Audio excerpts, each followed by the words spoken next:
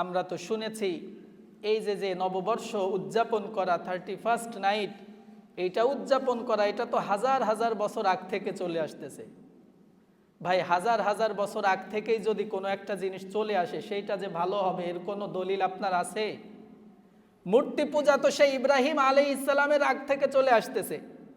তার মানে কি মূর্তি পূজা অনেক দিন ধরে চলে আসতেছে বলে ওইটা বৈধ বা ওইটার গুরুত্ব অনেক বেশি?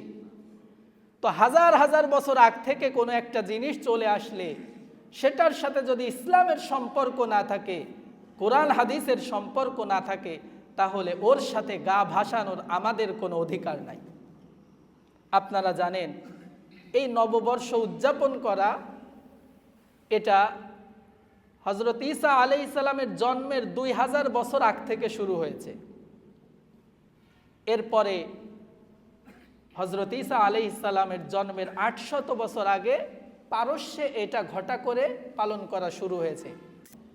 কিন্তু আপনি এমন কি পেলেন যেটার সাথে আপনার ধর্মের সম্পর্ক নাই, আপনার দেশীয় সংস্কৃতির সম্পর্ক নাই, কোনো সামাজিকতার সম্পর্ক নাই, অথচ সেইটা আপনি এত ঘটা করে এত ধুমধামের সাথে পালন করেন যেটা একজন মুসলমান হিসাবে মানায় না।